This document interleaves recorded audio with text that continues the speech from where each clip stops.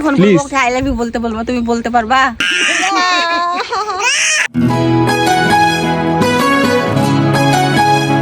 তোমার ডেয়ার হচ্ছে তুমি ওদেরকে আই লাভ ইউ বলবা।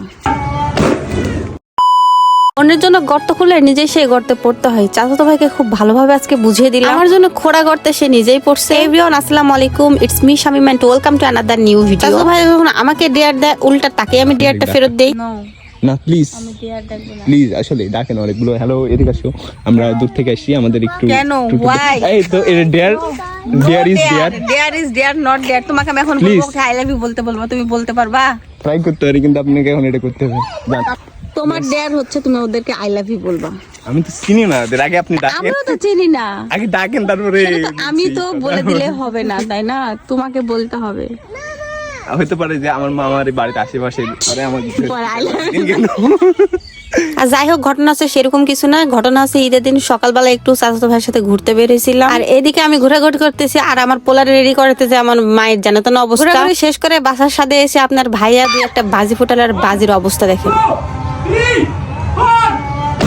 গ্রামে ঈদ করার আসলে মজাটাই অন্যরকম। আর অনেক বছর পর এত আনন্দ করে আসলে ঈদ করলাম। আমার দাদা শ্বশুর এলাকাতে এই মাঠটা অনেক বড়, স্কুল মাঠ বলে। তো এখানে চলে আসছে হচ্ছে গাড়ি ড্রাইভিং করার জন্য। আর এখানে এসে দেখি এই যে ছেলেটা, মানে কোনো ফোন নাই, শুধু একটা মোবাইলের ব্যাকপ্যাক নিয়ে হচ্ছে, মানে সবাইকে বলে আমাকে একটা টিকটক করে দেয়, আমাকে একটা ফেস, মানে সোশ্যাল মিডিয়ার সেলিব্রিটি বলতে পারেন।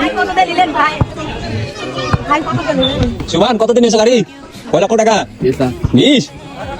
এটা কিন্তু মানসিক প্রতিবন্ধী বলতে পারেন, বাট তাকে দেখে কিন্তু একদমই বুঝতে পারবে না। তার চেহারা দেখতে একদমই মানে সাধারণ মানুষের মতো। আর এদিকে আমি ওয়েট করতেছি কখন আমি গাড়ি ড্রাইভ করব, কারণ স্কুল মাঠে হচ্ছে খেলা হচ্ছে ঈদের দিন, যেহেতু সবাই মিলে ফুটবল খেলতেছে। ওকে একটু বলতেছিলাম যে তুমি আমার পেজটাকে একটু লাইক করে দিতে বলো। ও কিন্তু টিকটক আর ফেসবুক অনেক ভালো বুঝে, বিশেষ করে দেখতেছিলাম ফাঁকা মোবাইলের কাভার দিয়ে টিকটক করতেছিল। যেহেতু আমি নতুন গাড়ি ড্রাইভ করা শিখতেছি, তো ভাবলাম যে ফার্স্টে মাঠ দিয়ে শুরু করি, কারণ মাঠে চালালে হাতটা অনেক বেশি স্মুথ হবে। আর এই যে দেখেন, আমার নতুন ড্রাইভার হিসাবে গাড়িতে কতগুলো প্যাসেঞ্জার উঠাইছি। আমি শুধু ওদেরকে একটাই কথা বলতেছিলাম, তোদেরকে জানে মরার ভয় নাই। ফিডব্যাক শুনে আমার তো মাথা নষ্ট হয়ে গেছে। বললো যা হবে আপনার গাড়ির হবে, আমাদের কিছুই হবে না। যাই হোক, তাও কথা ঠিক। তো এই হচ্ছে আমার ঈদের দিনের ধরেন টুকিটাকি আপনাদের সাথে ভিডিও শেয়ার করলাম। এন্ড তারপর হচ্ছে আবার আমাদের বাসায় চলে আসছি। যাই হোক, আরেকটা কথা, আমি কিন্তু ড্রাইভার হিসেবে খুব একটা খারাপ না। ছোটবেলায় ঈদে অনেক মজা করতাম, বাট বড় হওয়ার পরে সত্যি বলতে ঈদটা অনেক বেশি ফ্যাকাশে হয়ে গেছিল। বাট আলহামদুলিল্লাহ এবার ঈদে আমি এত বেশি মজা করছি, সেটা আসলে ভাষায় প্রকাশ করার মতো না। তারপরে এসে আমার এক চাচাতো কাজিনের বাসায় গেছিলাম বেড়াতে। সত্যি কথা বলতে ঈদের দিন কোথাও আসলে বসে থাকি নাই, আমরা অনেক বেশি মজা করছি, একদম রাত 12টা-1টা পর্যন্ত।